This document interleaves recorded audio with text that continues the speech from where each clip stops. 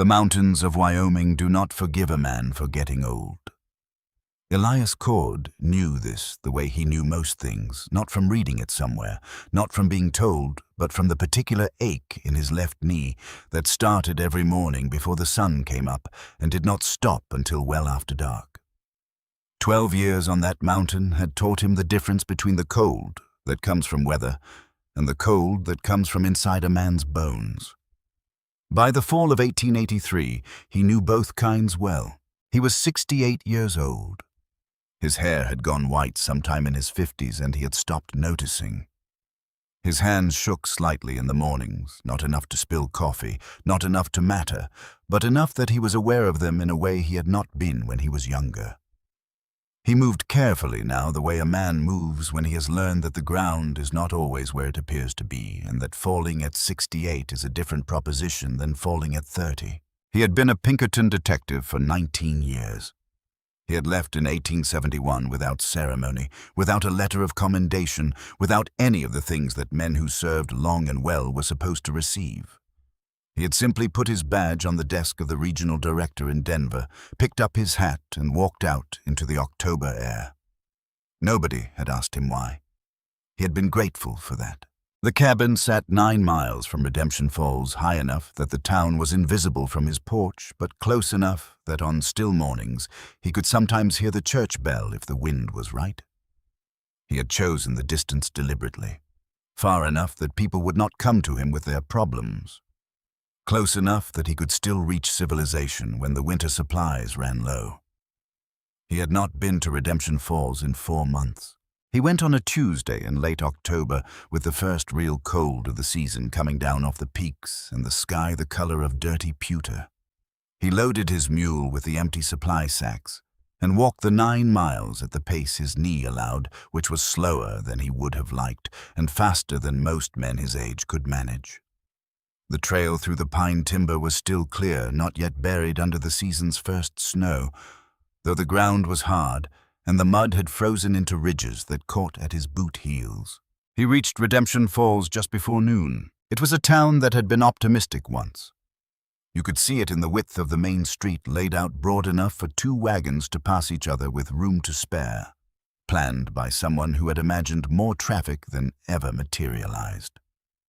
The buildings on either side were a mixture of permanent timber and temporary ambition. A bank, a general store, a hotel with 3 floors, and a dining room that served meals at set hours. 2 saloons that served meals at all hours. A sheriff's office, a land claims office, a church at the far end of the street with a white painted steeple that had weathered to the color of old bone. Elias tied his mule outside the general store and went in to fill his supply list. He did not rush. He had learned long ago that a man who appears to be in no hurry hears more than a man who appears busy, because people talk more freely around someone who seems to have nowhere to be. The store was run by a man named Aldridge, who had been running it for 15 years and who nodded at Elias with the reserved acknowledgement of a man who recognizes a regular customer without pretending to know him well. There were 2 other men in the store standing near the counter with cups of coffee that Aldridge provided free to men who stayed long enough to spend money. Elias moved through the store quietly, reading his list, adding items to his basket. He was halfway through when he heard the name. Joseph Vane. He stopped. The 2 men at the counter were talking in the comfortable, unhurried way of men who have told the same story many times and find it more satisfying each time. The story they were telling was about a woman who lived in the small house at the north end of town, the wife of Joseph Vane. A woman who had been living in that house for 7 years since her husband died, surviving on a small garden and the charity of Reverend Thaddeus Orne, because no one else in Redemption Falls would sell her food on credit or give her work or acknowledge her existence in any meaningful way. Because her husband, they said, had been a thief and a coward. Joseph Vane had worked as the bookkeeper for the Redemption Falls Mining Cooperative from 1872 until 1876, when he had stolen $4,000 from the cooperative's accounts and thrown himself off the edge of Devil's Drop rather than face the consequences. That was what everyone knew. That was what Sheriff Harlan Druce had established clearly and thoroughly in the weeks following the discovery of the body at the bottom of the gorge. The books had been examined. The money was gone. The man was dead. The widow was the wife of a thief, and in Redemption Falls in 1876, that was a designation that did not expire. Elias stood very still in the middle of the general store and listened to all of this. Then he paid for his supplies, loaded them onto his mule, and walked to the north end of town. He did not go directly to the woman's house. He walked past it slowly, the way a man walks when he is looking at something without appearing to look at it. The house was small and weathered. The garden put to bed for winter, the fence in need of repair in 2 places. The curtains in the front window were clean. The step had been swept recently. Someone was maintaining what could be maintained and letting go of what could not. He kept walking. He went to Devil's Drop. It was 3 miles east of town, along a track that followed the creek bed up into the gorge, where the canyon walls closed in and the light came down narrow and cold. The drop itself was a section of the gorge rim where the rock had fractured along a fault line, leaving a clean edge above a 60-foot fall to the river below. The river had moved since 1876, not far, but enough, and the rocks at the base of the drop were partially exposed, dark with old water stains. Elias stood at the edge for a long time. He was not sentimental about heights. He had stood at the edges of many things in his life, and he did not find them frightening so much as clarifying. A man standing at the edge of a long drop has a very clear sense of what matters. He began to look. He was not young, and he was not fast, but he had 30 years of reading crime scenes behind him, and crime scenes do not forget the way people do. The rock remembers. The wood remembers. The things that happened in a place leave marks that outlast the people who made them, if you know how to look. He found the first thing 20 minutes in. It was on the trunk of a pine tree 47 feet back from the rim and 12 feet above the ground. A mark in the bark, small, partially healed over in the 7 years since it was made, but unmistakable to a man who had spent 2 decades looking at such marks. A bullet had struck the tree. The trajectory of the impact, the angle of the scar in the wood, told him the shot had been fired from somewhere near the rim and had traveled horizontally, not down, not at the angle of a ricochet from the gorge walls below, but straight and level, fired from a standing position, fired at something near the rim, at someone near the rim. He stood with his hand on the bark of the pine tree and looked back at the drop, and understood what he was looking at. A man does not fire a gun horizontally at a drop he is throwing himself from. A man throws himself. He does not stand at the edge and shoot first. This was not a suicide. This had never been a suicide.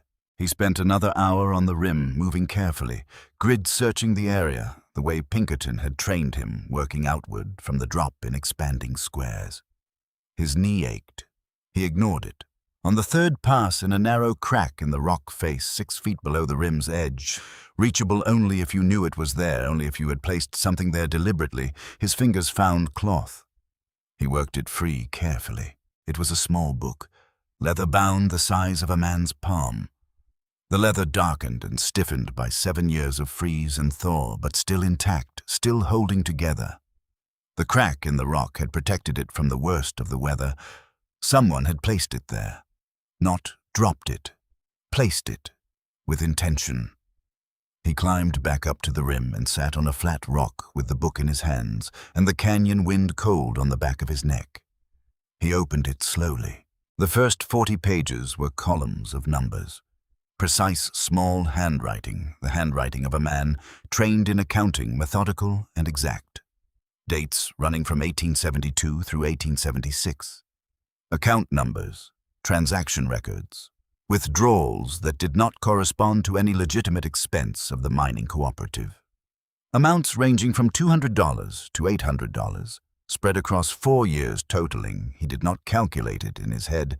He found the total on the last page of the figures $53,000, not $4,000. $53,000 withdrawn over 4 years through falsified accounts distributed across 2 sets of initials that appeared in the margins of several entries, HD and AP. He turned to the last page. The writing there was different from the accounting columns. It was rushed, the letters pressed hard into the paper, written with the urgency of a man who knows he may not have much time. The ink in places was darker than it should have been after 7 years. He read it once, then again. Then he sat very still with the small leather book in his hands, and the October wind coming down off the peaks and the canyon below him, dropping away into shadow. The message was brief and without decoration. Joseph Vane had not wasted words on sentiment when the facts were what mattered. Elias, if you are reading this, then I am gone and you came anyway. I always believed you would come. I hid this where only a man who knows how to look would find it. You were the best I ever knew at looking. Druce and Pratt. $53,000. I have the records. I tried to go to the county, but Druce owns the county. I tried to write to the federal office in Cheyenne, but the letter never arrived. I am out of time and out of options. I am not afraid. I made a good life. Clara does not know any of this. Protect her if you can. Tell her I did not run. J.V. Elias Cord sat on that rock for a long time. He had known Joseph Vane for one day in his life. One day 20 years ago in the summer of 1863, in a town called Mill Haven in eastern Kansas. Elias had been 38 years old and working a fraud case for Pinkerton, and he had been ambushed by 3 men in an alley behind a hardware store. Men connected to the man he had been investigating, men who had been told what Elias was doing in their town and had decided to address the problem directly. He had taken a knife across the left forearm in the first seconds of the attack and had been losing that particular fight when a man he had never met came out of a doorway at a run and put himself between Elias and the 3 men with nothing but a carpenter's mallet and the absolute conviction that what was happening was wrong. Joseph Vane had been 26 years old, a traveling bookkeeper passing through Mill Haven on his way to a new position in Cheyenne. He had no reason to get involved. He had involved himself anyway. They had sat in the doctor's office afterward, while Elias's arm was stitched, and they had talked for 3 hours about the work Elias did and the work Joseph did, and about the particular difficulty of living honestly in a world that did not always reward honesty. Joseph had said one thing that Elias had never forgotten. He had said a man who does the right thing when it costs him nothing is not a good man. He is just a man who hasn't been tested yet. Elias had shaken his hand when they parted and said, "If you ever need me, find a way to get word to the Pinkerton office in Denver. I will come." He had meant it when he said it. He had simply never imagined that the word would take 20 years to arrive and would be waiting for him in a crack in a rock face above a gorge, written in ink and something darker than ink by a man who had already been dead for 7 years. He put the book carefully inside his coat against his chest. He stood up slowly with his knee protesting the cold rock and the sitting still. He looked down at the canyon one more time. Then he turned and walked back toward Redemption Falls. He reached town as the sun was going down. He did not go to the hotel. He went to the north end of town and stood in the street in front of the small weathered house and knocked on the door. There was a pause, a long one. The kind of pause that comes from a person who has learned to wait before answering, who has learned that a knock on the door at dusk is rarely good news. Then the door opened. Clara Vane was 45 years old. She had the look of a woman who had been worn down by years of sustained difficulty and had decided somewhere in the middle of it that she would not let the wearing show more than she could help. Her hair was dark with threads of gray at the temples. Her hands, when she gripped the edge of the door, were the hands of a woman who had done hard work for a long time. Her eyes were careful, not frightened past, frightened into something steadier and more considered. The eyes of a person who has already survived the worst thing and is simply waiting to see what comes next. She looked at Elias. She said nothing. He said, "My name is Elias Cord. I was a friend of your husband's. I think we need to talk." She stepped back from the door without a word and let him in. The inside of the house was clean and spare, the furniture worn, but cared for, a small fire in the hearth, a lamp on the table. The kind of order that comes not from abundance, but from discipline, from the choice made every day over many years to maintain what dignity was available. Elias sat down at the table when she gestured to a chair. She sat across from him and folded her hands and waited. She did not offer coffee, and he did not expect her to. They were past the courtesy stage before it began. He took the leather book from inside his coat and placed it on the table between them. She looked at it. Her expression did not change, but something shifted behind her eyes, a recognition or the edge of one, like seeing something familiar in an unexpected place. He said, "I found this at Devil's Drop today. Joseph hid it there. He hid it where he believed I would find it." She reached out and touched the cover of the book, but did not open it. Her fingers rested on the leather, and her eyes came up to meet his. She said, "He talked about you. Not often. But when he did, he talked about you the way men talk about people they trust completely. He said you were the most honest man he had ever met, who was paid to deal with dishonest ones." Elias said, "The last page. He wrote a message on the last page." She opened the book to the last page and read it. She read it slowly, the way a person reads something they want to understand completely and not just pass through. When she finished, she closed the book and set it back on the table and sat very still. He waited. She said, "The night before he died, before they killed him, he sat across from me at this table, right where you are sitting now. He told me that if anything happened to him, I was not to leave this town. He said there was a man, an old friend, and if that man was still alive and still the same man he had been, he would come eventually. He said, do not go anywhere.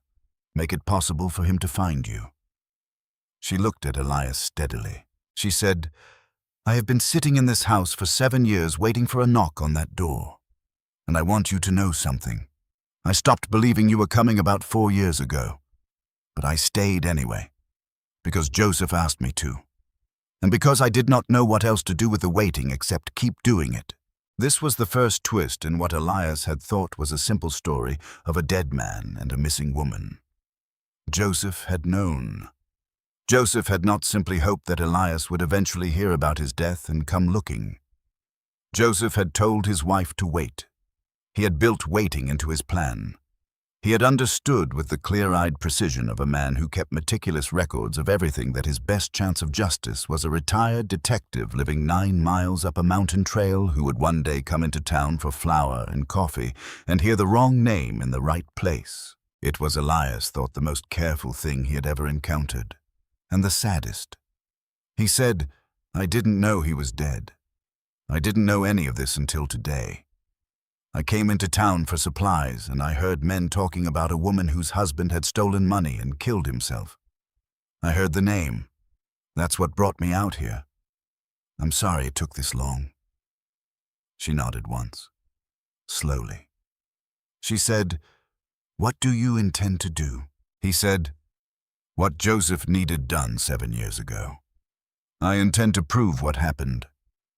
The fire in the hearth shifted and resettled, sending a brief pulse of light across the room. Outside, the October wind was picking up, moving down off the peaks with the cold authority of something that had been patient all summer and was done waiting. Elias stayed for another hour. She told him everything she remembered from the days before Joseph's death. The tension she had noticed but not understood, the late nights, the way Joseph had gone over his bookkeeping records, with a focus that had seemed excessive even for a man as meticulous as he was. She told him about the morning they found the body, about Sheriff Harlan Druce arriving at her door, composed and measured, explaining what had happened in the careful language of a man who had rehearsed what he was going to say. She told him about the weeks that followed, the way the town changed toward her, not all at once, but gradually, like water finding its level, settling into a collective decision that she was the wife of a thief and should be treated accordingly. She did not cry while she told him any of this. She had been over it too many times for tears.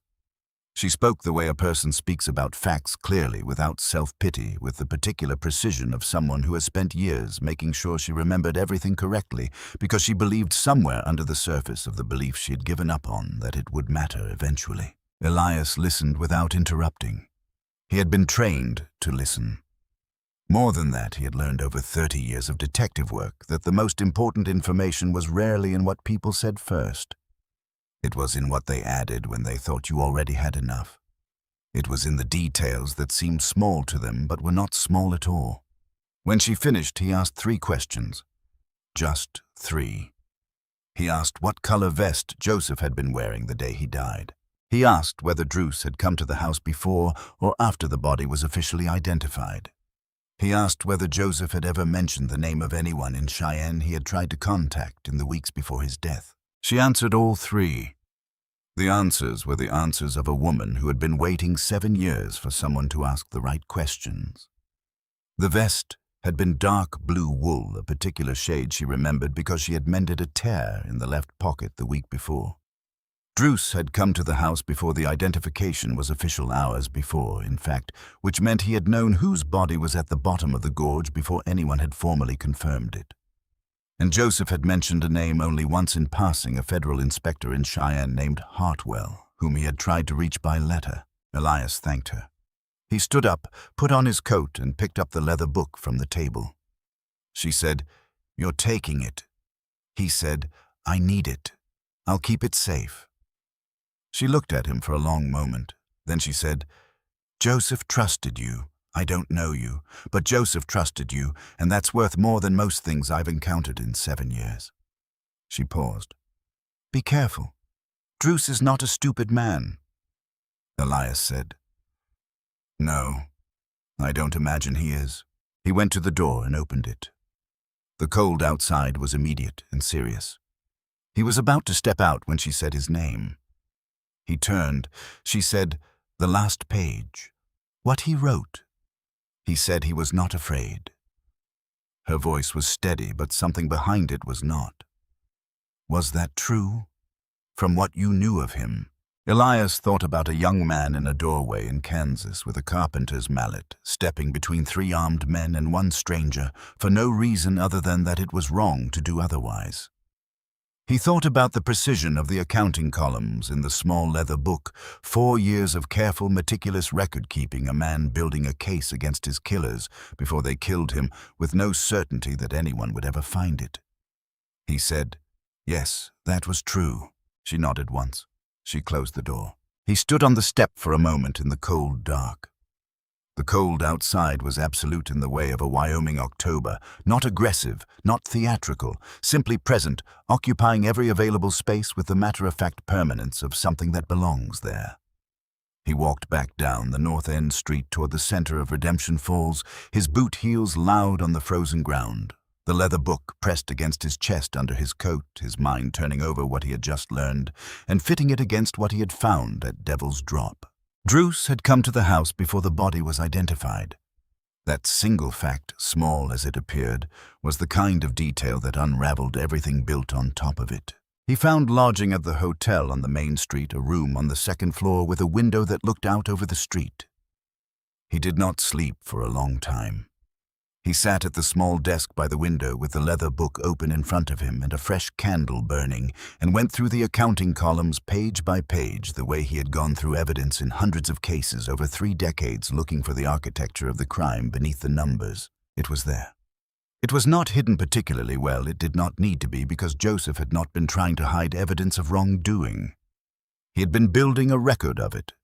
Every falsified withdrawal was documented with the real account it should have come from. Every disbursement to the HD and AP accounts was cross-referenced with the false vouchers that had been used to justify them.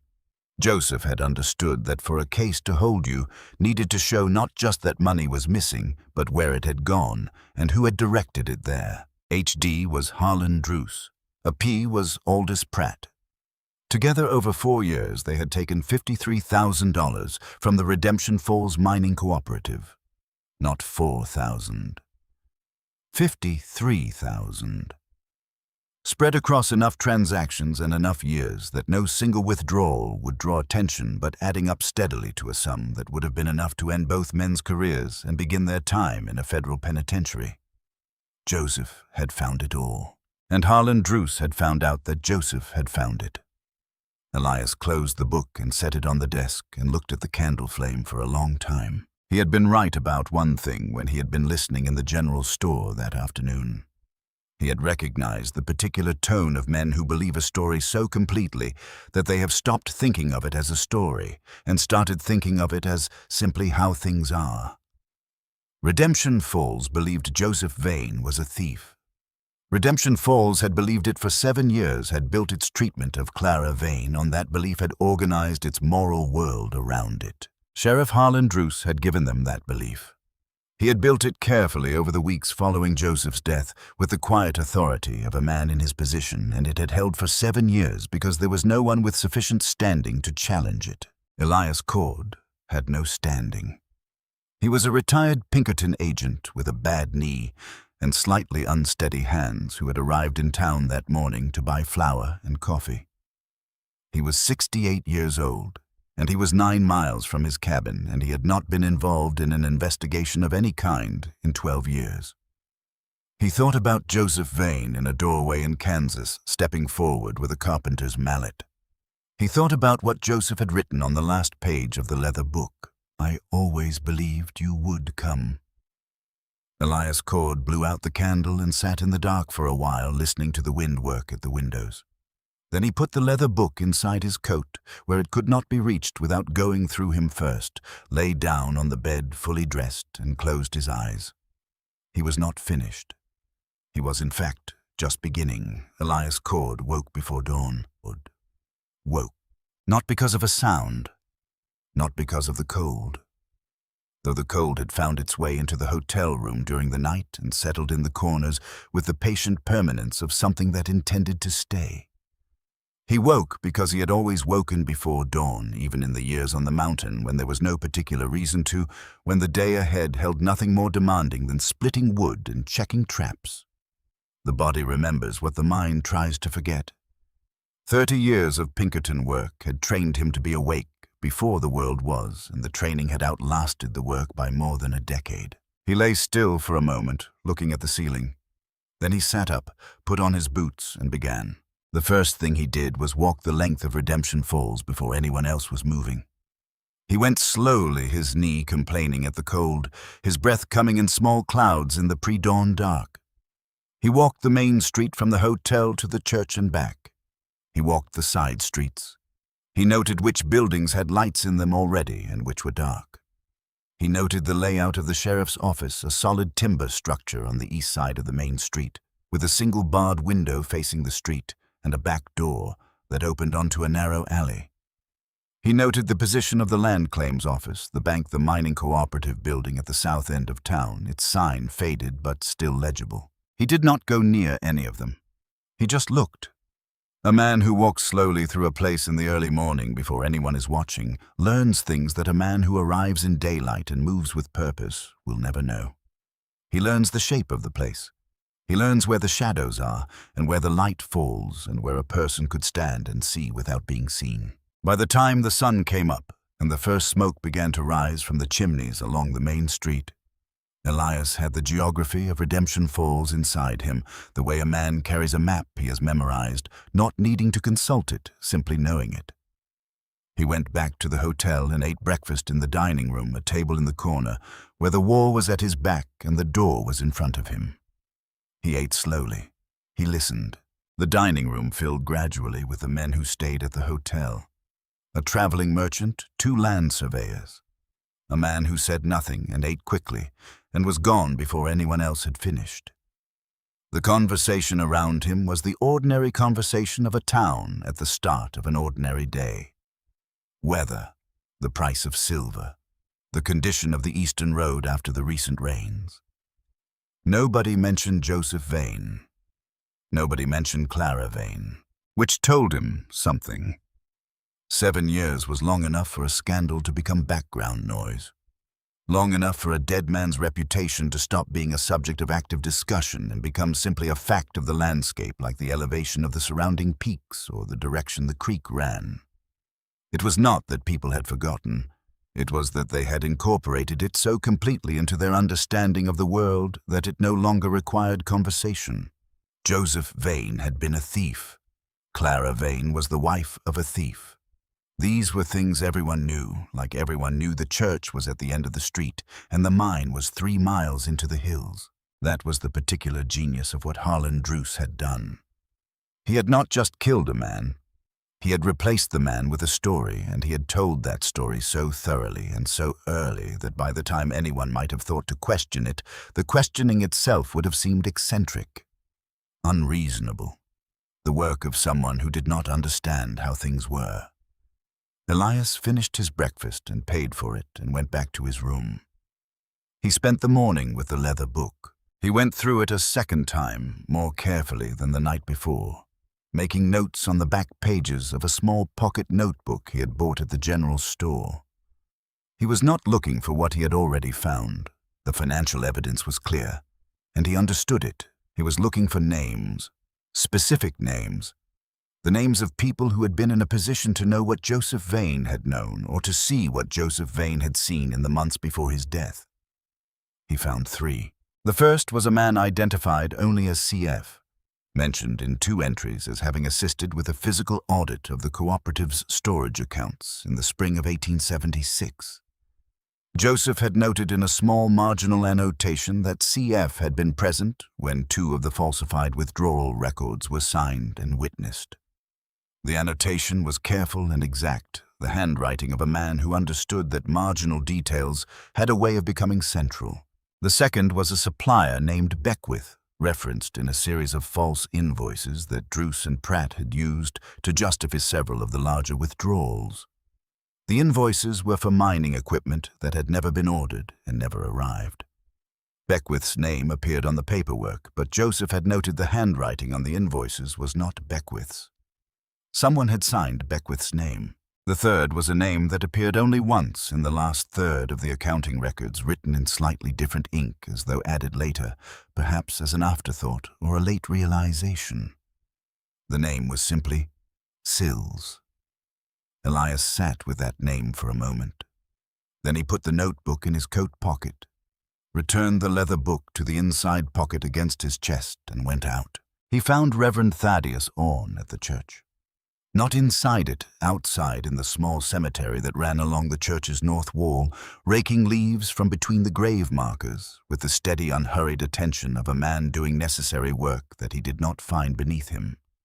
He was 55 years old, spare and upright, with the particular quality of stillness that some clergy develop over years of sitting with people in the worst moments of their lives. Elias introduced himself. Orne looked at him with the careful appraisal of a man who has learned to read people quickly and does not always like what he reads. He said, "You were at Clara Vane's house last night." Elias said, "I was." Orne set the rake against the cemetery wall and folded his hands. He said, "I have been the only person in this town who has not treated that woman as though she committed her husband's alleged crimes personally, and is somehow more guilty for having survived them.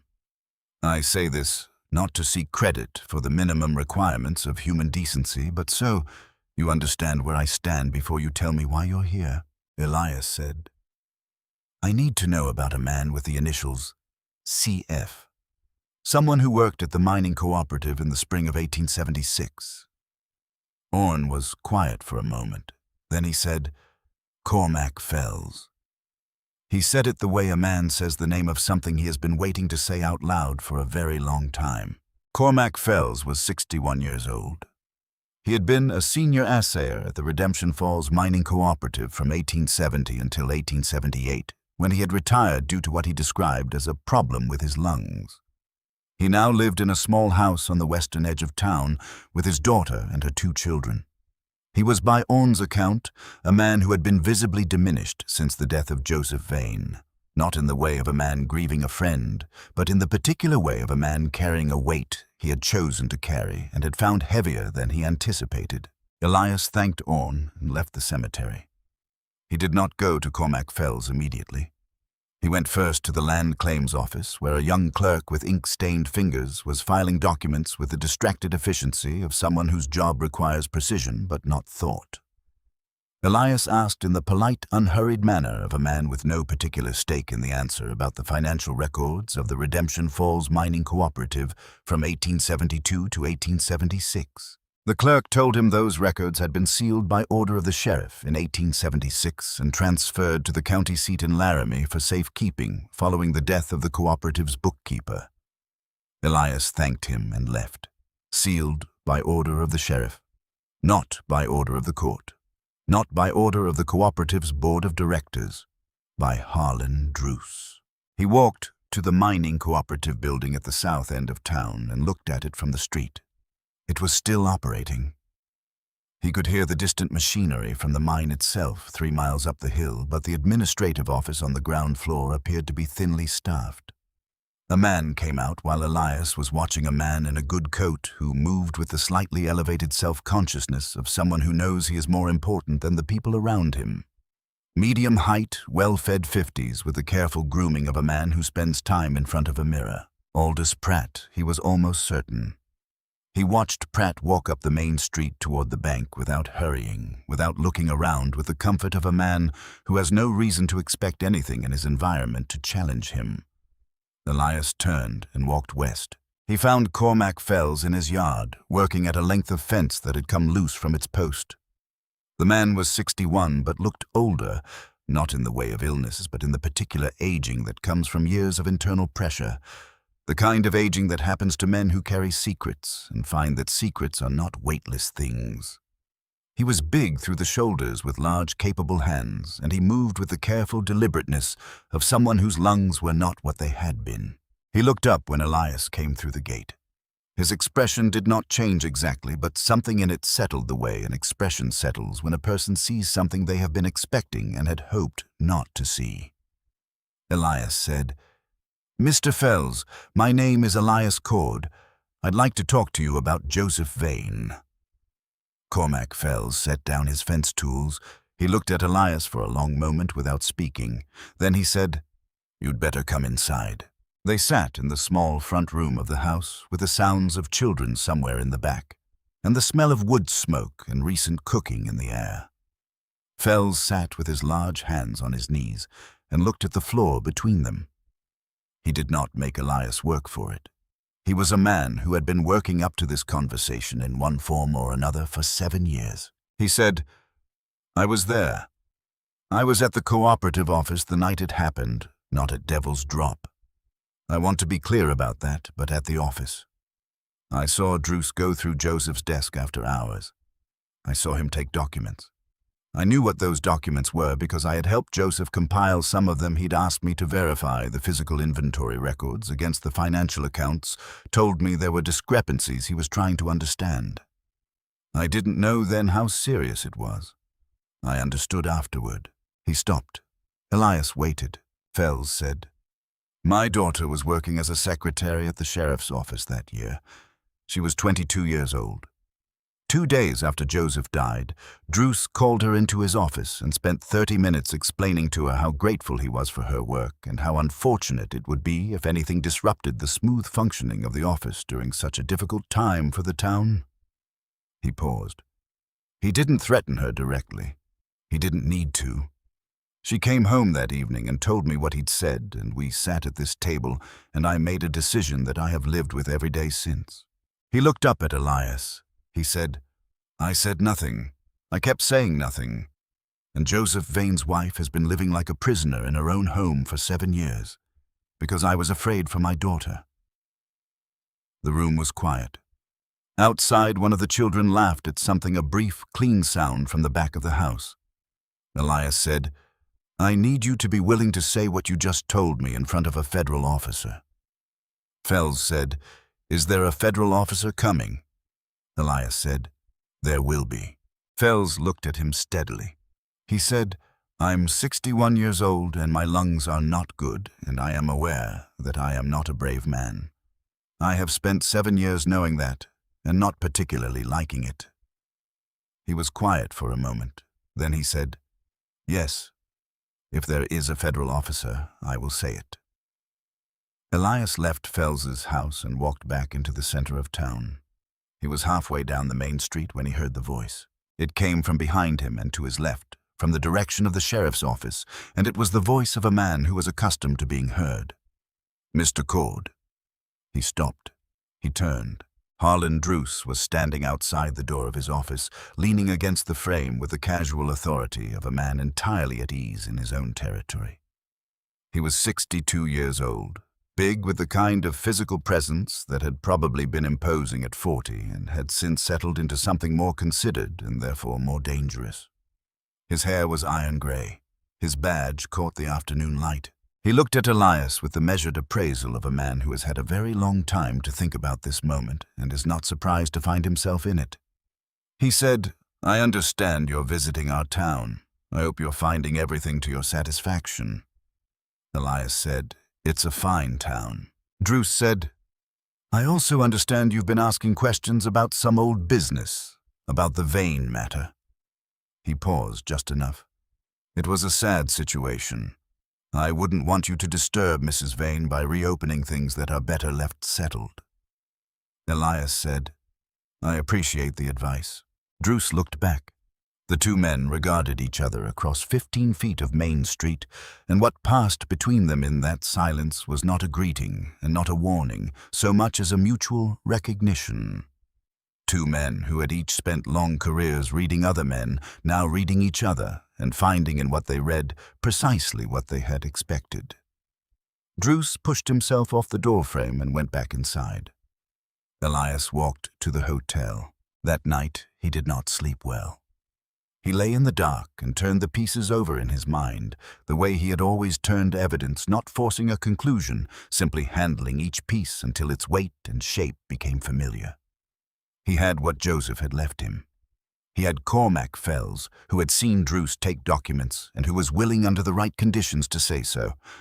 He had the physical evidence from Devil's Drop, the bullet scar in the pine tree, the trajectory that ruled out suicide. What he did not have was the authority to act on any of it.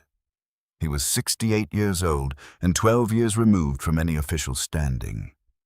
The leather book was evidence, but evidence required a proceeding, and any proceeding in Redemption Falls ran through Harlan Druce's jurisdiction. The county seat in Laramie was a day's ride, and the county records had been sealed by Druce himself. He needed someone with federal authority. Someone over whose appointment Druce had no influence. He was still thinking about this when he heard something. Boots. On the floorboards of the hallway outside his room, moving slowly, quietly, with the particular cadence of someone who does not want to be heard. He was out of bed and against the wall beside the door before the sound had fully registered. 30 years of work and 12 years of solitude had not softened that particular reflex.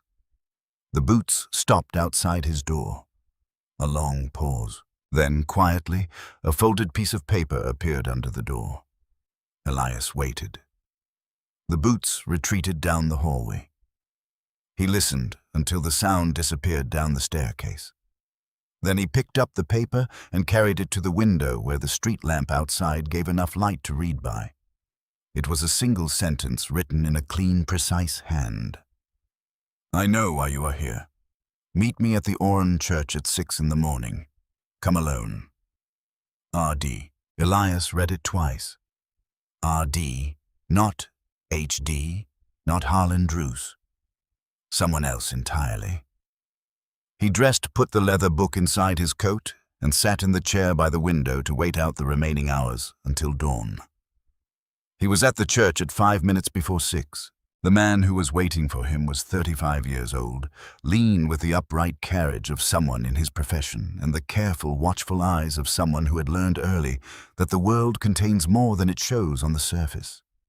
He wore a plain coat over his shirt and vest, no visible badge, though the way he held himself announced his occupation as clearly as any insignia. He said, Deputy United States Marshal Renwick Druce. He said his last name the way a man says something that costs him something to say. Elias said, Son of Harlan Druce. The younger man said yes. They stood in the early morning cold of the church doorway and looked at each other. Elias said, How long have you known? Renwick said, I have suspected since 1880. I have been building a file since 1881. He paused. I am not here because my father sent me. I am here because I requested this assignment myself through channels that do not pass through Laramie County for reasons that should be apparent to you. He looked at Elias steadily. I have been waiting for something I could take to Washington. Something that could not be dismissed or buried or transferred to a jurisdiction my father controls. Elias reached inside his coat and took out the leather book. He held it out. Renwick took it. He opened it. He read the accounting columns with the speed of a man who knows what he is looking for. He read the last page slowly, and when he finished he stood very still for a moment with the book in his hands. Something moved across his face. the expression of a man who has spent 3 years looking for a single piece and has just been handed it by a 68-year-old man who came to town to buy flour. He said, "Joseph Vane knew you would come." Elias said, "Yes." Renwick said, "He knew and he prepared for it, and he built this record over years, and he died for it." He closed the book carefully, the way a man closes something he intends to keep safe. "This is what I needed. Without the original records, everything I had built was circumstantial. This gives us the foundation." Elias said, "There is a witness, a man named Cormac Fells. He was present when Druce removed documents from Joseph Vane's office the night of the murder. He will testify." This was the 4th revelation in as many days, the one that changed the shape of everything that followed. Renwick Druce had not come to Redemption Falls as his father's representative. He had come as the instrument of his father's reckoning, summoned not by duty alone, but by the kind of private conviction that takes years to harden into action, and once hardened, does not soften again. Renwick was quiet for a moment. Then he said, "I sent my report to Washington 3 months ago. I have been waiting for the authorization to act. The book combined with Fells's testimony that should be sufficient." He paused. "How long can you stay in Redemption Falls?" Elias said. "As long as it takes." Renwick nodded. He said, "I need to send a wire to Denver tonight. If the authorization comes through as I expect, there will be federal marshals in Redemption Falls within the week." He held up the leather book. "Until then, this stays with you. My father's people will not search me. He would not order that yet, but they may search your room." Elias said, "I'm aware." They stood for a moment in the cold doorway of the church as the town began to come alive around them. The first smoke rising, the first sounds of movement in the buildings along the main street. The ordinary morning machinery of a place that did not know it was days from the end of everything it believed about itself. Renwick said, "He is my father. I want you to understand that I know what I am doing, and I have made peace with it." Elias looked at him. He thought about what Joseph had told him in that doctor's office in Kansas 20 years ago. He said, "Joseph told me once a man who does the right thing when it costs him nothing is not a good man. He is just a man who hasn't been tested yet." He paused. "You're being tested right now." So was he. Renwick looked at him for a moment as though weighing the words against something internal. Then he nodded once slowly, as a man nods when he has been given something he needed to hear. They separated before the town was fully awake. Elias went back to the hotel and was in the dining room for breakfast when Harlan Druce walked in at 7:30. Druce did not look at him. He sat at a table on the far side of the room and ordered coffee and spoke to the merchant who had been there the morning before. He was entirely at ease. He was a man who had managed his world successfully for a very long time and saw no immediate reason to believe that would change. 2 hours later, a deputy came to the hotel and informed Elias politely but without ambiguity that Sheriff Druce would appreciate it if Mr. Cord would come by the office at his convenience to discuss some questions about his activities in the area. Elias went at his convenience, which was immediately because a man who delays in response to an invitation like that appears to have something to hide. And he had nothing to hide that was not already against his chest under 3 layers of wool. He walked into the sheriff's office and sat in the chair across from Druce's desk without being asked and waited. Druce came in from the back of the office and sat down across from him. He had a file folder on the desk which he set to one side without opening it. He looked at Elias with the careful, pleasant expression of a man conducting a routine inquiry. He said, "I appreciate you coming in, Mr. Cord. I've been doing some checking on you. I hope you don't mind." Elias said, "Not at all." Druce said, "You were a Pinkerton agent, left in 1871. No criminal record, no current affiliation with any law enforcement body." He paused. "You've been living up in the hills for about 12 years. Quiet man. Keeps to himself." Elias said, "That's accurate." Druce said, "So I'm curious about the nature of your interest in a 7-year-old case that was thoroughly investigated and closed to the satisfaction of the county authorities." He was pleasant about it, entirely pleasant. and specifically about your visits to Mrs. Vane and to Cormac Fells. The man knew about both visits, which meant he had people watching from the moment Elias arrived, or possibly from the moment someone had mentioned Joseph Vane's name within earshot of a stranger at the general store counter. Elias said, "Mrs. Vane is the widow of an old acquaintance. I heard about her situation and wanted to pay my respects. Cormac Fells is a man I knew slightly through the mining industry. I stopped to say hello." Druce looked at him. He said, "Mr. Cord, you were a detective for a long time. I was a lawman for a long time, so I think we can dispense with certain performances." He leaned forward slightly. "Whatever you think you're looking for, I want you to understand that this town settled its accounting of the Vane matter 7 years ago. The case is closed. The county is at peace with it, and men who stir up old grief in settled communities rarely improve anything." Elias said, "I appreciate you saying so." Druce said, "I'm going to ask you to consider whether your time here serves any productive purpose. And I'm going to suggest that a man of your age living comfortably in the hills has better uses for his remaining years than picking at wounds that have long since closed." He said it without particular cruelty.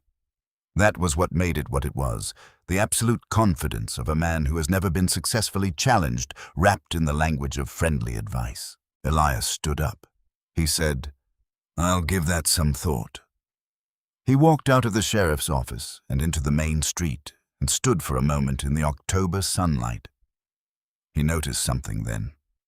His hands, which shook most mornings when the cold was in them, were entirely steady. He put them in his coat pockets and walked back toward the hotel. The following morning, he returned to his room after breakfast to find a single strand of thread he had pressed into the gap beneath the door had been disturbed. Someone had gone through the room while he was eating. He stood inside the doorway and looked at the space methodically, the bed, the desk, the small bag in the corner. Nothing taken, nothing obviously moved. Whoever had searched had been careful. He considered telling Renwick, then decided to use it differently. That evening, when Druce's deputy passed the hotel on his regular circuit, Elias was sitting visibly at the window of his room reading a newspaper. Let them believe the search had been productive. Let them believe they knew where things stood. A man who thinks he has found what he is looking for stops looking. That was worth more than any complaint he might file. That same evening, Mayor Aldous Pratt came to the hotel. He came after dinner when the dining room had emptied and the hotel lobby held only the clerk and a single traveler dozing in an armchair by the window. Pratt came in from the street in his good coat, with his careful grooming and his careful manner, asked the clerk which room Mr. Cord was in, and came upstairs and knocked. Elias opened the door and looked at him. Pratt said, "May I come in?" Elias stepped back and let him in. Pratt came in and looked around the room briefly the way a man looks around a room when he is establishing that there is no one else in it. Then he turned to Elias and produced from his coat pocket an envelope.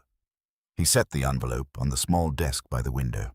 He said, $500 and a letter of safe conduct to the stage station at Rock Springs, which will get you on the next eastbound connection without difficulty. He paused.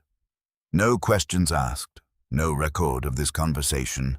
You leave tomorrow morning and Redemption Falls returns to being a quiet town where nothing of any interest is happening." Elias looked at the envelope. He did not pick it up.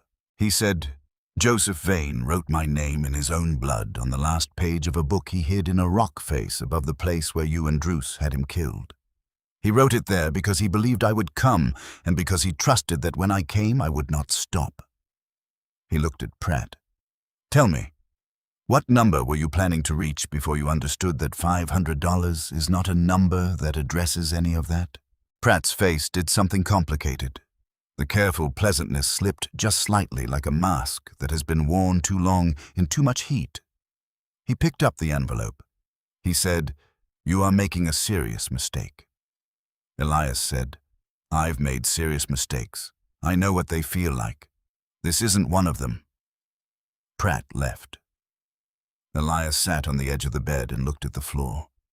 Then he heard boots on the stairs again, a different weight, a different cadence than Pratt's retreating steps.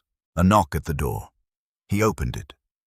Renwick Druce was standing in the hallway, his hat in his hand, his face carrying the expression of a man who is bringing news that is mostly good and contains something else alongside it.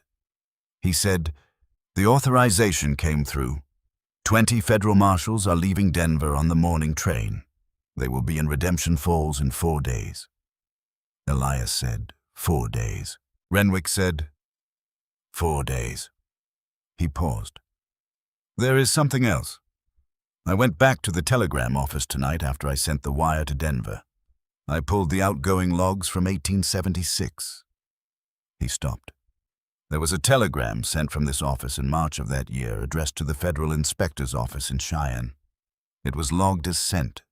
It never arrived because Druce had an arrangement with the telegraph operator, a man named Sills, who held certain messages and passed the contents to Druce before they were transmitted. Joseph's telegram to Hartwell in Cheyenne was intercepted here in this town before it ever left. Elias thought about the name that had appeared once in the margins of the leather book, written in different ink as though added late. Sills. Joseph had figured it out.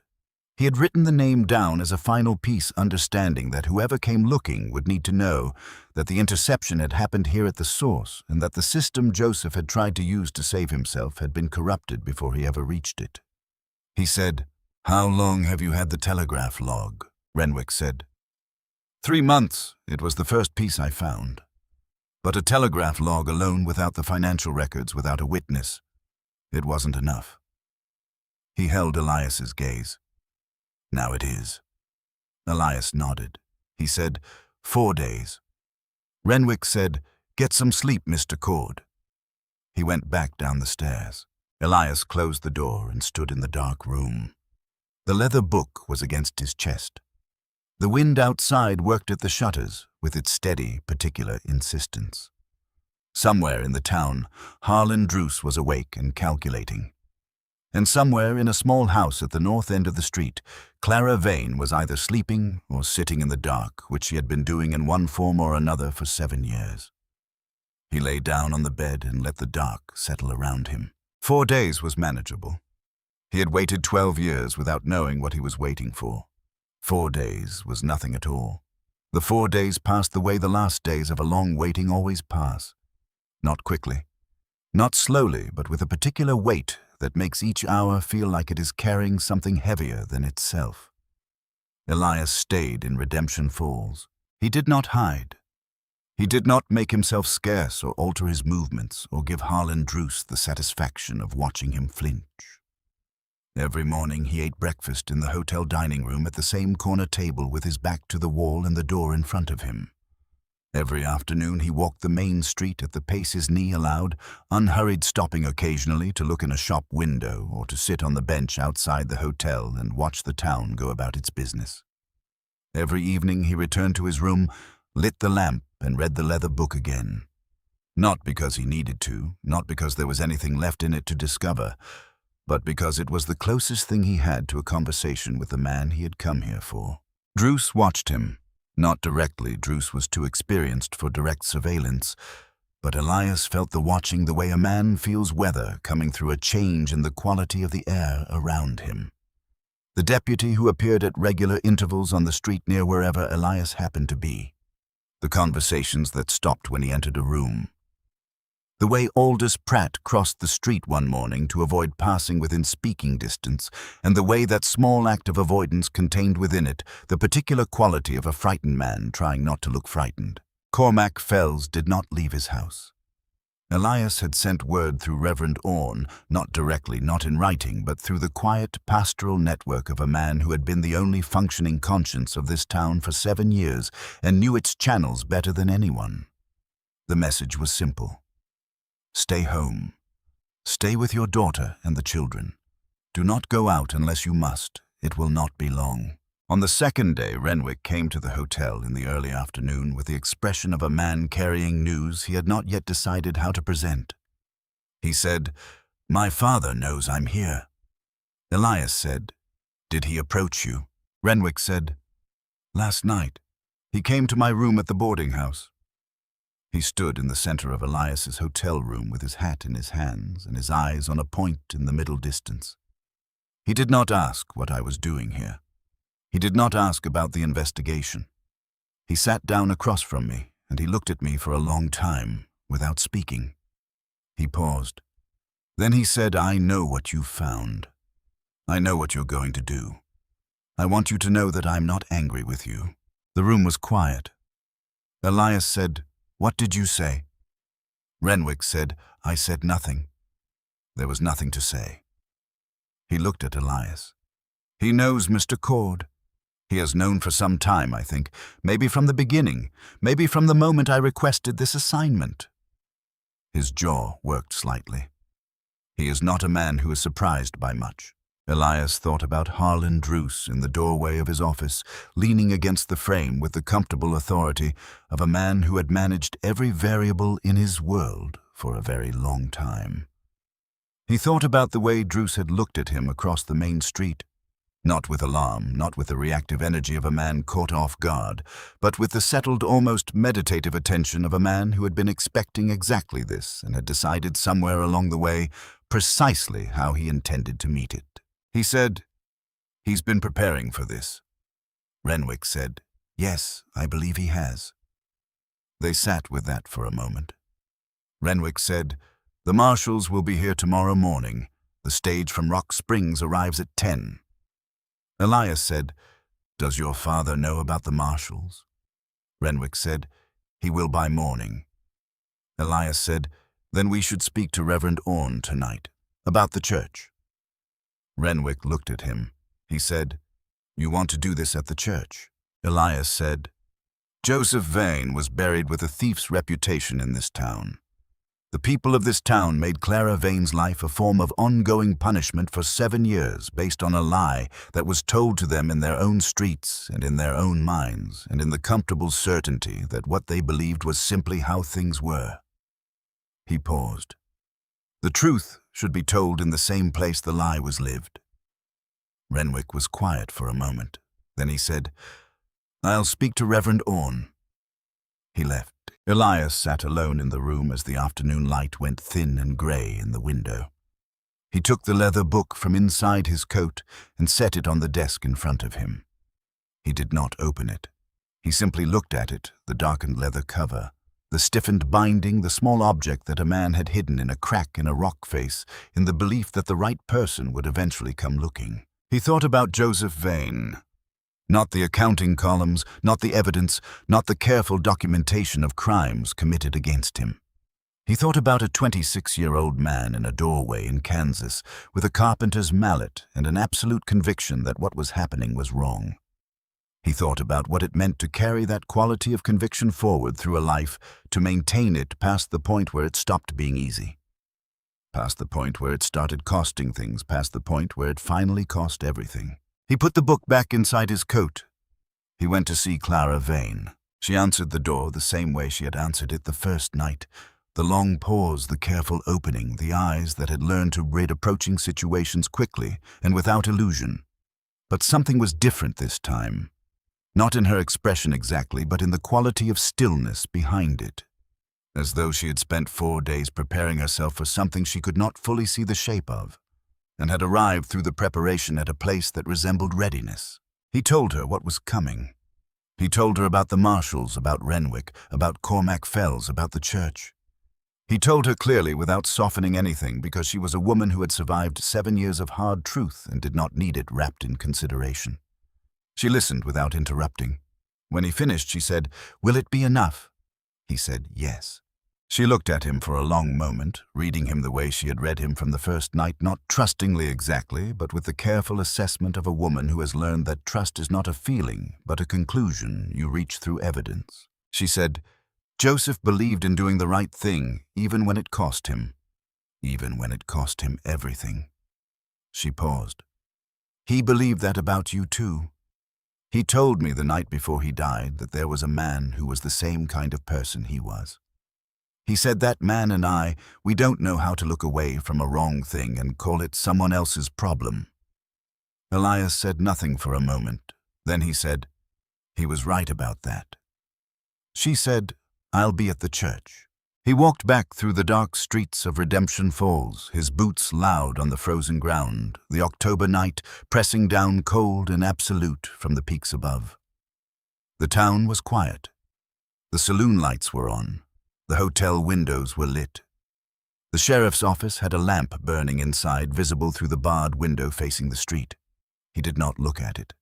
He went to bed and slept without difficulty for the first time in 4 days. The marshals arrived on the 10 o'clock stage. Elias was not at the stage station when they arrived. Renwick met them. 20 men in plain coats who moved with the coordinated, unhurried efficiency of people who have done this before in other towns and understand that the manner of arrival matters as much as the fact of it. They spread through the town without commotion, positioning themselves at the points Renwick had identified, the exits from town, the sheriff's office, the land claims building, the bank. Pratt was found at the land claims office attempting to remove a box of documents.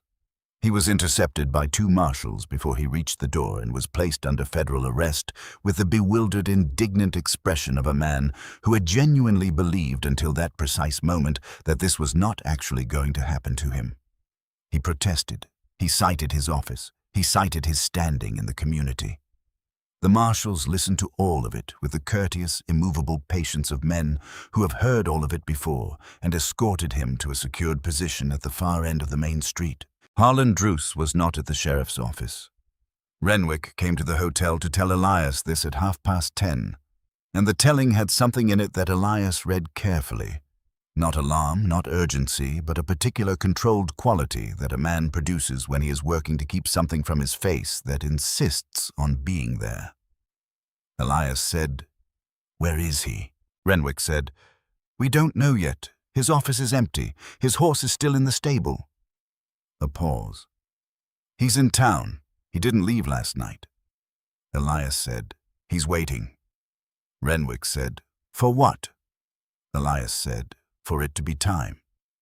He picked up his coat from the chair and put it on. He put the leather book inside against his chest and buttoned the coat over it. He said, "Tell Reverend Orne to ring the church bell." Renwick looked at him. He said, "Now." Elias said, "Now." The church bell rang at 11 in the morning on a Thursday in late October, and Redemption Falls came out of its buildings, the way people come out when a bell rings at an unexpected hour. Not in the organized, purposeful manner of a Sunday gathering, but in the uncertain, questioning way of people who are not sure what they are being called to, but understand that they are being called to something. They came to the church. Slowly, in ones and twos, with the slightly reluctant momentum of a community that has learned over the years that surprises are rarely good ones. They filled the pews, the merchants, the miners, the families who had crossed the street to avoid Clara Vane for 7 years, the men from the general store who had told her husband's story to each other so many times that it had become simply a fact of the world they lived in. Cormac Fells was already there when most of them arrived. He had come early and taken a seat in the back pew, his large hands folded in his lap, his face carrying the expression of a man who has decided that whatever this costs him today, it costs him less than another 7 years of the alternative. He sat straight in spite of his lungs, and he did not look at the door. Reverend Thaddeus Orne stood at the front of the church with the contained gravity of a man who has been waiting for this particular Thursday, even though it was not a Sunday for a very long time. Clara Vane came in through the side door and sat in the front pew. She sat straight. She did not look around at the people behind her. She folded her hands in her lap and looked at the front of the church with the expression of a woman who has decided finally and without reservation to take up the space she has always been entitled to. Elias came in last. He walked to the front of the church and stood at the plain wooden lectern that Reverend Orne used on Sunday mornings. He was 68 years old and his knee ached and his hair was white, and he stood at that lectern.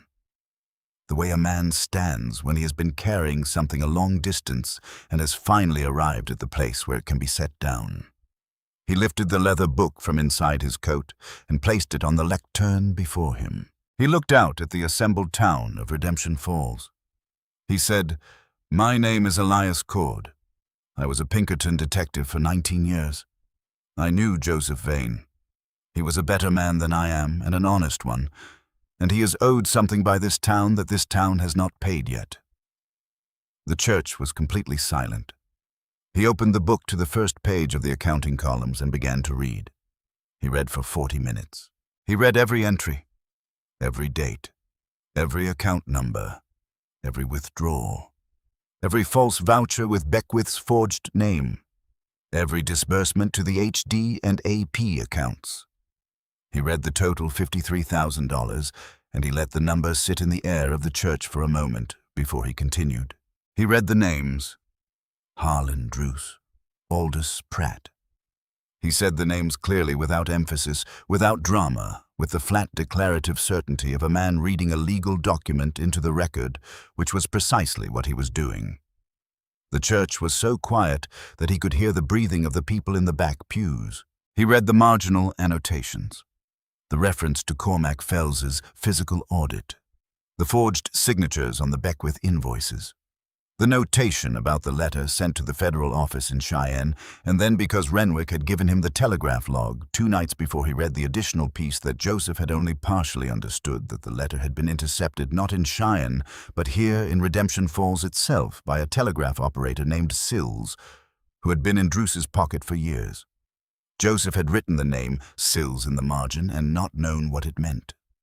Now the church knew what it meant. He turned to the last page of the accounting columns. He paused. He said, "Joseph Vane compiled this record over 4 years, knowing it would likely cost him his life, and hid it in a place where he believed the right person would find it. He did this not for himself. He did it because he understood that a lie told with enough authority becomes a truth that other people have to live inside of. And he was not willing to leave a lie standing if there was anything he could do about it." He reached the last written page. He read the message aloud, the names, the figure, the plea for Clara, the final declaration that he was not afraid and had not run. He read it with the same flat clarity he had given the accounting columns because Joseph had not written it as sentiment. He had written it as evidence, and evidence deserved to be read exactly as it was written. Then he stopped. He stood with his hands on either side of the open book and looked at the last page. There was the small folded paper. He had known it was there since the night he had first gone through the book in his hotel room, a single sheet of paper folded twice and pressed between the back cover and the last page, so flat and so much a part of the book that it was easy to overlook if you were looking at everything else. He had left it there. He had not read it. It was not addressed to him. It was not addressed to the county or to the federal government or to the residents of Redemption Falls, Wyoming territory. It was addressed in Joseph Vane's small, precise handwriting to Clara. He lifted it from the book. He stepped away from the lectern. He walked to the front pew and held the folded paper out to Clara Vane. She looked at it. She looked at him. Then she took it from his hand. She unfolded it carefully. She read it in the complete silence of the church with 200 people behind her who could see the movement of her eyes across the page but could not read what she was reading. She read it once. Then she read it again. Then she folded it along its original creases and held it in both hands in her lap with the careful, complete attention of someone holding something irreplaceable. Her shoulders moved once. A single controlled movement, the way a woman moves when she is allowing herself something she has kept locked for a very long time. Then she was still. She did not turn around. She did not need to. Whatever Joseph had written to her in those final hours before his death, whatever a meticulous and honest man had found to say to the woman he was leaving behind, knowing he was leaving, knowing she would not understand why until someone came to explain it, it had found its way through 7 years and a crack in a rock face and the hands of a retired detective with a bad knee to arrive finally where it had always been intended to go. Elias returned to the lectern. He said, "Aldous Pratt is in federal custody. The financial records of the Redemption Falls Mining Cooperative, sealed 7 years ago by order of Sheriff Harlan Druce, will be unsealed by federal order and examined alongside the documentation you have just heard read into the record." He paused. Joseph Vane did not steal from this cooperative. He documented the people who did. And he did it knowing it would kill him because he was the kind of man who could not look away from a wrong thing and call it someone else's problem. He closed the book. The door of the church opened. Harlan Druce walked in. He came in slowly, the way a man comes into a place he knows well and is entering for a specific purpose. He was in his full sheriff's uniform, the badge catching the light from the church windows. His coat pressed his boots clean. He had dressed with care this morning. That was the first thing Elias noticed, and it told him everything he needed to know.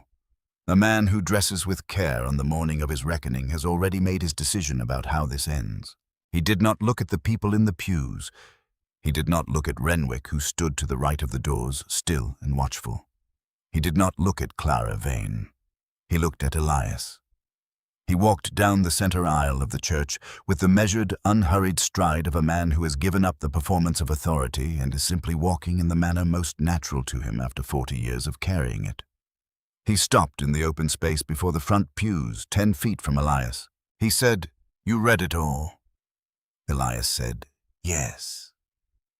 Druce looked at him. Something in his face had changed from the composed, watchful management of the previous 4 days, not broken exactly, more like resolved, the expression of a man who has been holding something at a careful distance for a very long time and has finally set it down. He said, "I knew he was building that record. I found out 3 months before the end. Joseph made the mistake of asking the Cheyenne Federal Office for guidance on reporting procedures, and the message reached a man I had an understanding with. I knew what Joseph had. I knew what he was going to do with it." He paused. "And I made my choice." The church did not move. 200 people sat in the pews and did not breathe loudly enough to be heard. Druce said, "I told myself it was the town. That the cooperative was the backbone of everything here, and if the money came out, the confidence came out with it, and everything built on that confidence came down." He said it without conviction, in the tone of a man quoting a justification he has repeated enough times to have worn it completely smooth and hollow. I had told myself that for a long time. After a while, a man's reasons start to sound like other men's reasons, and he can't always remember where they came from. He reached into the pocket of his coat. Renwick took 1 step forward from his position near the door. His right hand moved. Druce looked at his son. He looked at him with an expression that contained more than it was possible to name in the moment of seeing it, something that was not defiance and was not surrender, but was closer to release than either. He shook his head once, a small, specific movement. He took from his coat pocket, not a weapon, but the small bottle that Elias had been expecting since the moment Druce had walked through the church door, dressed in his good uniform on a Thursday morning, when he had nowhere he needed to be. He set his sheriff's badge on the end of the nearest pew. He set it down carefully, with deliberation, not dropped, but placed with the same precision a man uses when he is putting something down for the last time, and wants to do it correctly. He looked at Clara Vane. She had turned. She was looking at him directly with the clear, steady gaze of a woman who has waited 7 years for this moment and is not going to look away from a single second of it. Druce said, "Your husband begged me not to do it." His voice was even the voice of a man making a statement of record. He stood at the edge of that drop, and he told me there were other ways to address what he had found, and that he would give me time to address them. He was offering me a chance. A pause. I did not take it. He said it without flinching, without the elaborate self-exculpation of a man still trying to manage his legacy. Simply as a fact stated plainly to the person most entitled to hear it stated plainly. Clara Vane looked at him without speaking. Her hands were in her lap, the folded letter between them. She did not look away. Druce opened the bottle. He drank from it in a single deliberate motion. He lowered it. He sat down in the pew beside his badge with the careful movement of a man being considerate about the fact that his legs were going to stop working soon. Renwick was moving. He was through the gate at the end of the pew in 3 strides and caught his father's arm before Druce could settle fully. A marshal was there a second later. Renwick had his father's face in his hands and was talking to him in a low, urgent voice, not commanding, not accusing, just talking the way a son talks to a father when there is nothing useful left to say. And talking is the only thing remaining that means anything. Druce looked at his son with the expression of a man looking at something he is seeing clearly for what may be the first time, and what he is seeing does not diminish him. He said something to Renwick. Elias was 20 feet away and could not hear it over the sound of the church beginning to react around him, the first murmurs, the first movement. But he saw Renwick's face when he heard it, and the change that moved through the younger man's face was the change of someone receiving something they had been waiting for without knowing they were waiting for it. 2 marshals carried Harlan Druce out of the church. He was alive. He would remain alive. The doctor would determine later that 62 years of frontier living had given him a constitution that was not easily overridden, even by deliberate effort. He would spend 3 days in the doctor's care and then be transferred to federal custody, where he and Aldous Pratt would stand trial the following spring in Cheyenne. The financial records, Joseph Vane had compiled the testimony of Cormac Fells, the telegraph log, confirming the interception of Joseph's letter, and the physical evidence from Devil's Drop, the bullet in the pine tree. The trajectory analysis provided by Elias Cord in a signed statement would together constitute one of the most thoroughly documented cases of conspiracy to commit murder, tried in the Wyoming Territory. Both men were convicted, but that was later. What happened now was that the church doors closed behind the marshals, carrying Harlan Druce, and the 200 people of Redemption Falls sat in their pews in the particular silence that descends when something that has been held in place by pressure for a very long time is suddenly released, and the world has to adjust to what it feels like when the pressure is gone. Reverend Thaddeus Orne walked to the front of the church. He stood beside the lectern and looked out at his congregation for a long moment. He said, "Joseph Vane was an honest man. He deserved better from this town than he received, and his wife has deserved better from this town than she has received for 7 years." He paused. "I will not tell you how to feel about that. I expect you already know." He stepped back. The people began to leave, not all at once. Not in the organized recession of a Sunday service. In ones and twos the way they had come in, but different going out than coming in, carrying something they had not carried coming in, which was the particular uncomfortable weight of a community that has just been shown clearly and in public what it participated in without choosing to examine it directly. Several people stopped on their way out and spoke to Clara Vane. Brief words, most of them. Some simply placed a hand on her shoulder and kept moving. She received all of it with the same dignified steadiness she had brought into the church. Cormac Fells was among the last to leave. He came from the back pew down the center aisle and stopped in front of Clara Vane. He was a big man, and standing before her, he looked somehow smaller than his size, the way men look when they are carrying the full weight of what they have done and what they have failed to do in the same moment. He said nothing. There was nothing adequate to say, and he had spent enough years with words that were inadequate to know the difference between that and silence. Clara looked at him with the clear eyes of a woman who understands the difference between a man who chose silence and a man who finally chose otherwise. She nodded once. He nodded back. That was sufficient. Elias stood at the front of the emptying church and watched it happen. He did not participate. It was not his moment to participate in. He had done the thing he had come to do, and what followed was between this town and its conscience. When most of the people had gone, he became aware of someone standing beside him. Renwick Druce stood next to him at the front of the church, looking at the empty pews. He had come back in after the marshals had taken his father out, and he had stood in the back for the remainder, and he had not spoken to anyone. He said, "He told me he was not angry with me." Elias said, "I know." Renwick said, "When I was holding him in the pew, he said—" He stopped. He started again. "He said he had been waiting for me to come for 3 years. He said he knew I would come eventually because I was the same kind of person he was. And he had spent the last 3 years trying to decide whether that was something to be proud of or something to regret." A pause. He said he had decided it was something to be proud of. The church was nearly empty now. The late October light came in through the plain windows, pale and thin, lying across the empty pews and the worn wooden floor with the clarity of light that illuminates what is actually there without adding anything to it. Elias said, "He was right. Renwick said, "How can he be right? He killed a man." Elias said, "Yes, and he raised a son who came back to answer for it. I don't know what that means about the measure of a life. I'm not sure anyone does." He paused. "I know it means something." Renwick was quiet for a long moment. Then he extended his hand. Elias shook it. They stood there for a moment longer in the emptying church, two men of different generations who had arrived at the same place by entirely different roads. And then Renwick put on his hat and walked toward the door. Elias went to where Clara Vane was still sitting in the front pew. He sat down beside her, not across from her, the way he had sat at her table on the first night, beside her facing the front of the empty church. He did not speak. She did not speak.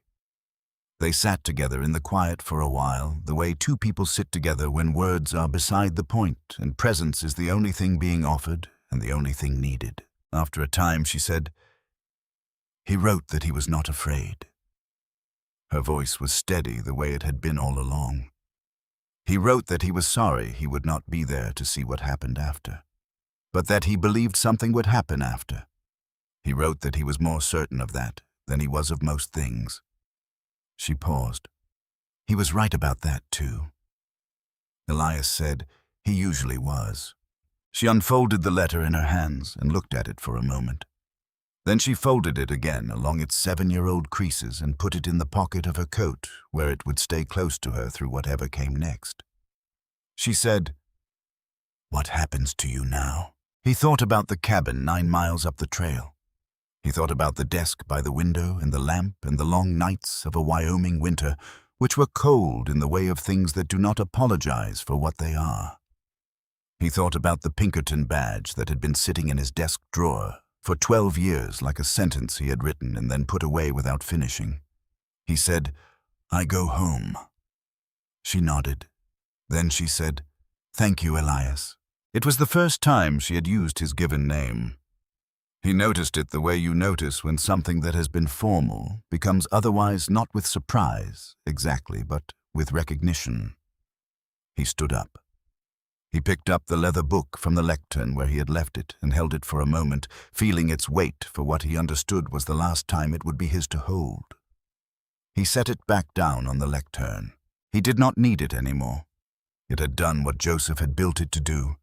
It had found its way to the right hands.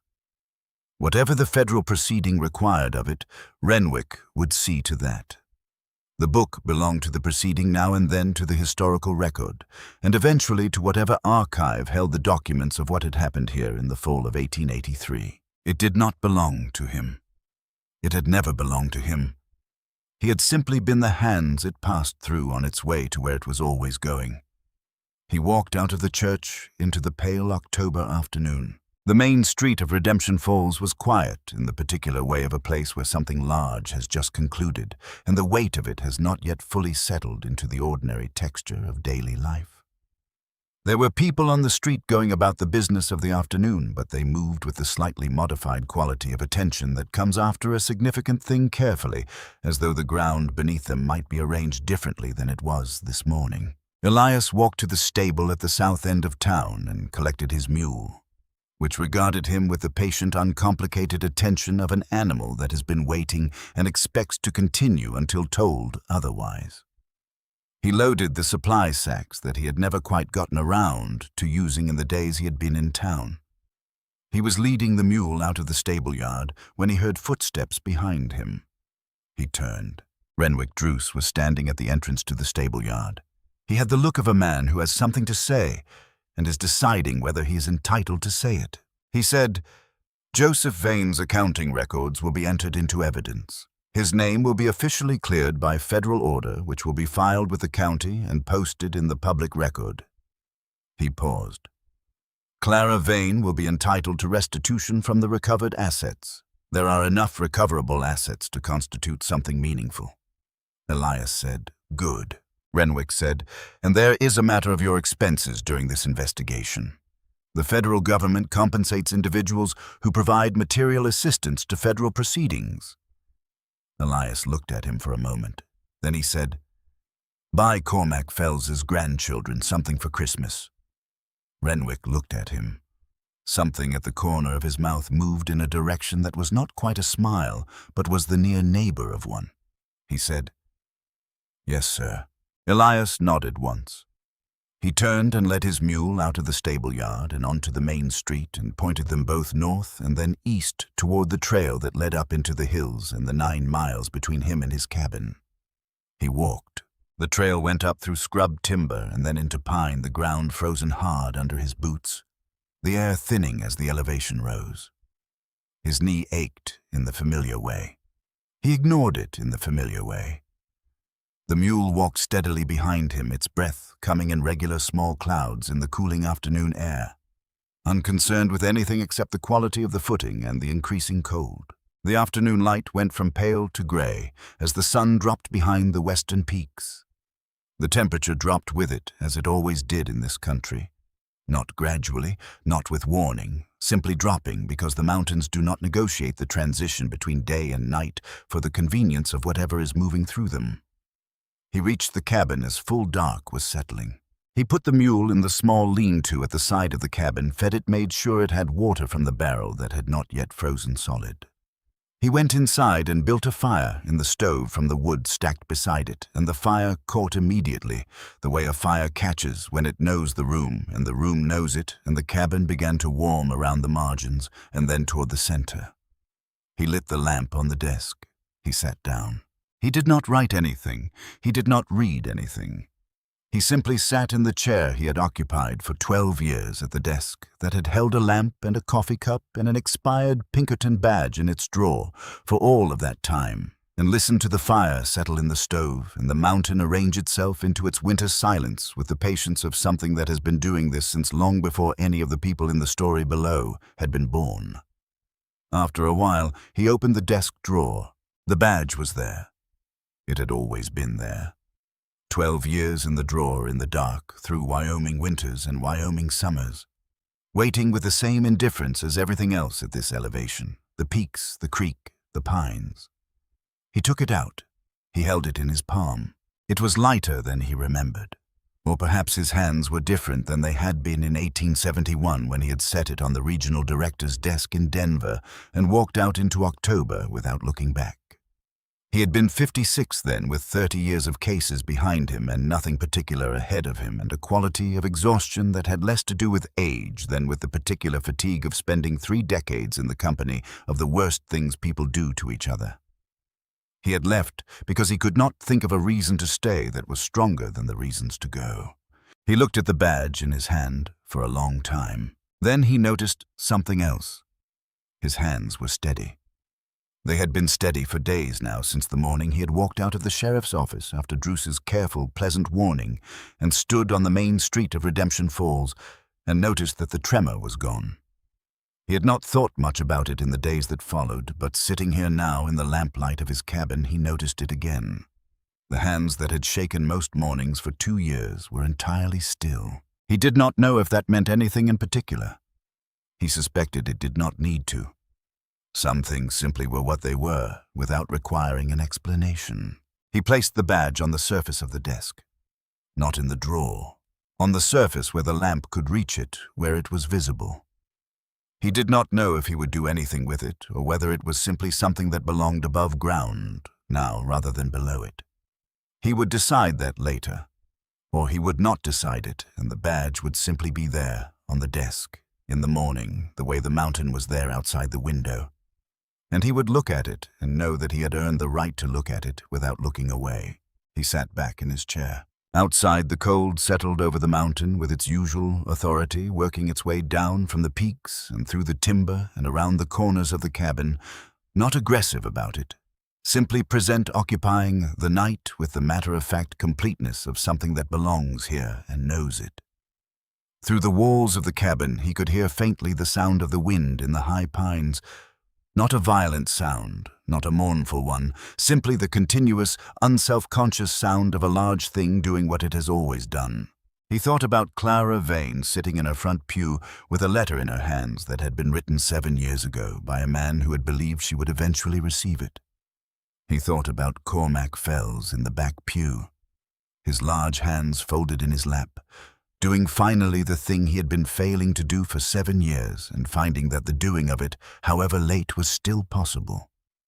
He thought about Renwick Druce, standing in the stable yard with his hat in his hands, doing the hardest right thing a man can be asked to do, which is the right thing when the wrong thing is his own father. And he thought about Joseph Vane, not the accounting columns, not the evidence, not the message written in ink and something darker on the last page of a small leather book.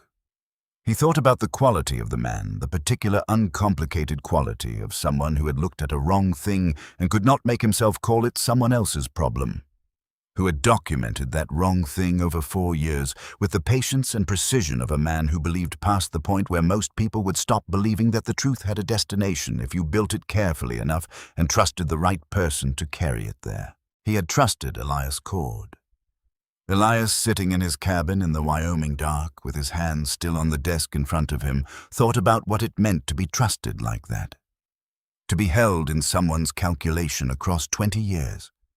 To have a man decide in the last hours of his life that the one person worth writing a message in his own blood for was a retired detective living 9 miles up a mountain who might or might not ever come down for flour. It was, he thought, the most complete act of faith he had ever been the object of. And he had come. Slowly, accidentally 12 years late, but he had come. He had carried what Joseph left him. He had taken it where it needed to go. He had read it aloud in a church in front of 200 people who needed to hear it, and he had stood at a lectern with 68-year-old hands that stopped shaking just long enough to do the work, and he had not looked away. It was not nothing. He was not sure what it was precisely in the final accounting, whether it was redemption or simply completion or simply the ordinary act of a man doing what he should have done, which required no special name. But he knew it was not nothing. He knew that somewhere in the disposition of things a balance had shifted. A debt had been paid. A name, Joseph Vane's name, written in small, precise handwriting in the ledgers of the Redemption Falls Mining Cooperative, and in the county records, and in the minds of 200 people who had believed a lie for 7 years, that name was going to mean something different tomorrow morning than it had meant yesterday. That was enough. Elias Cord, 68 years old, 9 miles from the nearest town, alone in a cabin in the Wyoming mountains, with a fire in the stove and a lamp on the desk and a badge lying on the surface where it could be seen, closed his eyes. He did not pray. He was not a man who prayed with any regularity. But he said quietly into the dark of the cabin the thing that seemed to need saying. He said, "I came, Joseph. It took longer than it should have, but I came." The fire in the stove made its small, consistent sound. The lamp burned on the desk. The mountain outside sat in its winter dark with the absolute unhurried certainty of something that has been here since before everything and intends to be here long after. And in the space between its ancient patience and the small, warm circle of lamplight inside the cabin wall, Elias Cord let out a long breath that had been accumulating in one way or another for a very long time. He slept.